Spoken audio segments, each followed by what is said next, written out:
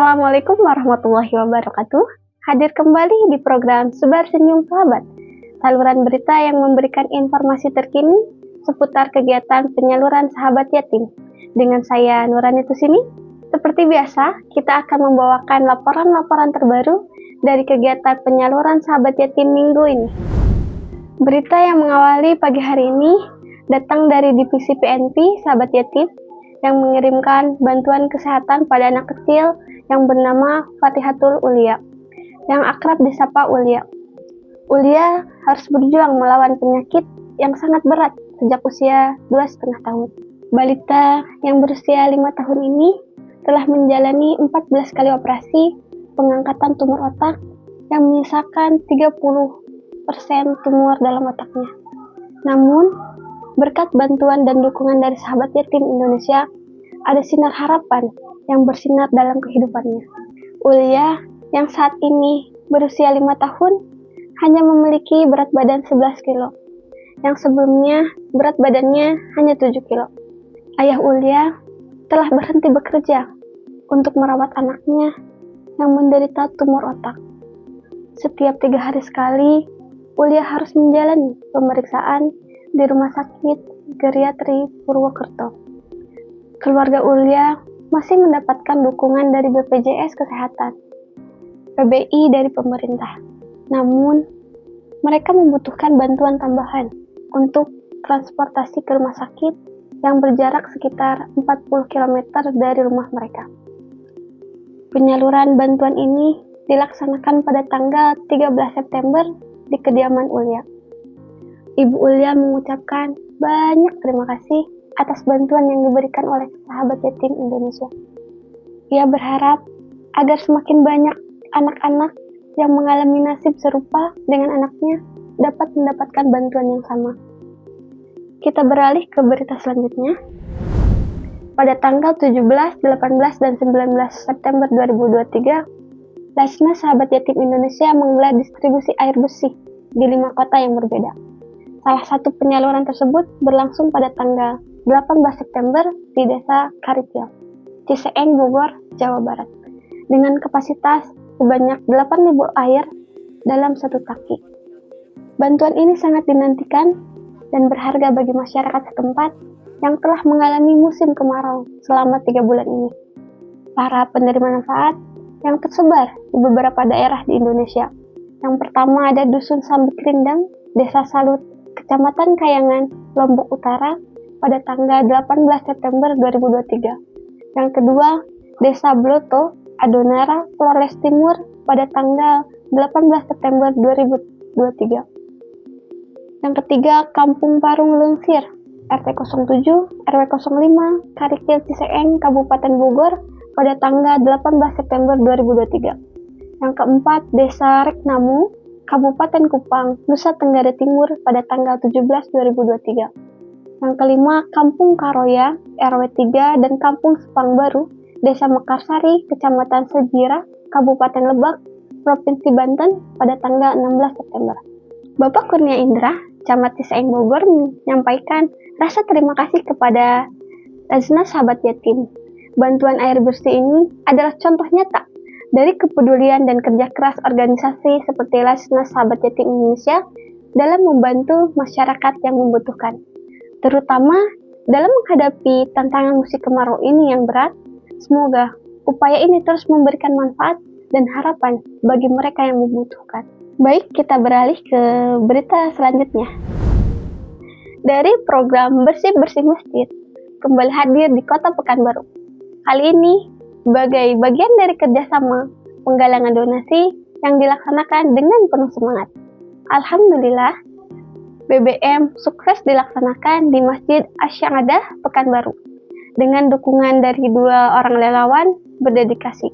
Kegiatan bersih-bersih masjid atau BBM mencakup berbagai aspek, mulai dari membersihkan karpet, sajadah, hingga memberikan sentuhan harum dengan parfum yang lembut.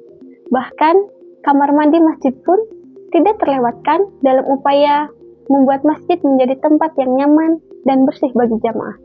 Salah satu fokus yang menarik adalah membersihkan langit-langit masjid, sebuah detail yang sering terabaikan namun sangat penting. Pak Rusdi yang menjabat sebagai Ketua Masjid Asy-Syahadah sangat mendukung program bersih-bersih masjid atau BBM ini. Ia menyambut kerjasama antara masjid dan sahabat yatim dengan tangan terbuka. Ia percaya bahwa program ini tidak hanya membantu menjaga kebersihan masjid, tetapi juga dapat meningkatkan kepercayaan masyarakat sekitar terhadap sahabat yatim sebagai lembaga yang berkomitmen dan membantu masyarakat. Kita beralih ke kabar selanjutnya. Kondisi darurat sampah yang melanda wilayah Yogyakarta masih menjadi permasalahan yang mendesak. Dapat terlihat dari berbagai sudut kota, jalan-jalan, dan lahan kosong yang masih sering digunakan warga untuk membuang sampah. Hal ini terjadi karena tempat pembuangan sampah terakhir, TPST, Piungan telah mencapai kapasitas maksimal dan lahan pengolahan sampah yang tersedia terbatas. Di tengah situasi ini, salah satu wilayah Yogyakarta yang terletak di dekat dengan Tugu Jogja terus berupaya menjaga kebersihan dan mengelola sampah, baik organik maupun anorganik. Sahabat Yatim Indonesia Cabang Yogyakarta turut berperan aktif dan memberikan dukungan dan semangat kepada warga di Gondola Yulor RW 10 agar terus mempertahankan kesadaran akan pentingnya menjaga kebersihan lingkungan dan mengelola sampah dengan baik. Program Sahabat Yatim Berbagi diwujudkan dalam bentuk kolaborasi dengan pengurus Bank Sampah Bumi Lestari Gondola Yulor RW 10 melalui gerakan pilah sampah dari rumah dan kemudian bertukar dengan sembako.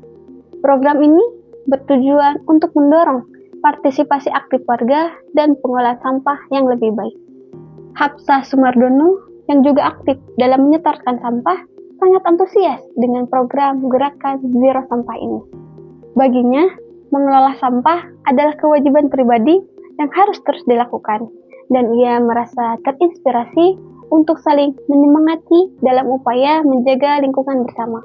Program seperti ini membawa harapan akan perubahan positif dalam pengolahan sampah dan kebersihan lingkungan di Yogyakarta. Kita beralih ke kabar selanjutnya. Pada tanggal 19 September 2023, Sahabat Yatim Indonesia menggelar 2 kegiatan penting dalam upaya membantu anak-anak penderita stunting dan ibu hamil dengan kekurangan energi kronis, KEK, di Desa Tunjung Muli, Kecamatan Karangmoncol, Kabupaten Purbalingga. Dilakukan penyaluran susupedia pada hari Selasa, 19 September 2023. Program ini ditunjukkan untuk anak-anak penderita stunting dan ibu hamil dengan kekurangan energi kronis. Bidan desa dan kepala desa Tunjung Muli turut serta dalam koordinasi dengan para kader kesehatan desa untuk menyalurkan susupedia kepada mereka yang membutuhkan. Selain itu, pada tanggal yang sama, Sahabat Yatim Indonesia juga melakukan penyaluran makan berkah di TPA Al-Muhajirin, Jalan Banta-Bantaeng, nomor 68, Kecamatan Rapocini, Makassar. Kegiatan ini disambut dengan hangat dan antusiasme tinggi oleh anak-anak yang berpartisipasi. Kehadiran makan berkah ini membawa keceriaan, kebahagiaan tersendiri dalam kehidupan mereka. Pihak pemerintahan desa Purbalingga menyampaikan apresiasi atas program gizi yang berkelanjutan ini. Program ini memberikan dampak yang signifikan bagi anak-anak penderita stunting di wilayah desa mereka. Mereka mengucapkan terima kasih kepada Sahabat Yatim Indonesia atas perhatian terhadap anak-anak penderita stunting dan ibu hamil dengan kekurangan energi kronis. Kita beralih ke berita selanjutnya. Kabar selanjutnya datang dari pesantren Tahfidz Lewiliang yang kembali meriah dengan kegiatan penyaluran bantuan seragam mengaji dan seragam olahraga pada hari Sabtu, tanggal 16 September 2023. Bantuan seragam mengaji yang terdiri dari peci, baju koko, dan sarung, serta seragam olahraga berupa baju dan celana panjang olahraga diberikan kepada 19 orang santri dan 3 pengurus pesantren. Santriwati juga mendapatkan perhatian khusus dengan pemberian 2 set baju gamis dan 3 set seragam olahraga untuk 3 orang di antaranya. Bantuan ini merupakan sumbangan dari Yayasan Sahabat Yatim Indonesia dan diserahkan langsung oleh pimpinan Pondok Pesantren Tahfidz Lewiliang sebagai perwakilan yayasan tersebut. Salah satu dari penerima manfaat adalah Ananda Ahmad Muflih Nur Rahman seorang anak yatim yang berusia 10 tahun dan berada di kelas 10 paket kesetaraan. Beliau telah mengalami kehidupan yang penuh perjuangan, ditinggal oleh ayahnya semenjak bayi. Meski begitu, semangatnya untuk menjadi seorang hafid Al-Quran tidak pernah padam. Ananda Ahmad Muflih Nur Rahman merasa sangat bahagia atas bantuan seragam mengaji dan seragam olahraga ini. Pengalaman istimewanya di pesantren Tahfidz Lewiliang membuatnya merasa beruntung. Semoga dukungan ini terus mengalir dan memberikan manfaat kepada banyak anak-anak yang membutuhkan. Amin ya Allah ya Rabbal Alamin. Kita beralih ke berita terakhir pada hari ini. Pembukaan asrama sahabat yatim cabang Banda Aceh merupakan momen yang sangat berharga. Acara ini turut dihadiri oleh berbagai pihak penting, termasuk perwakilan kepolisian, manajer area cabang Bank BSI Banda Aceh, GM Kriyat Hotel, anggota dewan, dan bahkan mantan wali kota Banda Aceh. Perwakilan dari Dandim Banda Aceh juga turut hadir dalam acara ini. Andrea Wildan, seorang remaja berusia 16 tahun, adalah salah satu anak asrama sahabat yatim cabang Medan Aksara yang memiliki status sebagai anak yatim. Andrea adalah anak pertama dari 2 bersaudara. Di asrama, Andrea dan teman-temannya diajarkan bagaimana cara hidup mandiri dan menjadi individu yang dapat memberikan manfaat kepada orang lain. Mereka belajar nilai-nilai penting dalam kehidupan, disiplin, dan cara berkontribusi positif dalam masyarakat. Andrea merasa sangat bersyukur atas kesempatan ini dan mengucapkan terima kasih kepada donatur serta Lajnah Sahabat Yatim Indonesia yang telah membuka asrama-asrama di seluruh Indonesia. Inisiatif ini memberikan kesempatan bagi anak-anak yang kurang beruntung secara ekonomi untuk melanjutkan pendidikan dan meningkatkan kualitas hidup mereka. Dan itulah rangkuman laporan terkini dari Sebar Senyum Sahabat. Saya Nurani Tusini, sampai jumpa pada Sebar Senyum Sahabat berikutnya. Wassalamualaikum warahmatullahi wabarakatuh.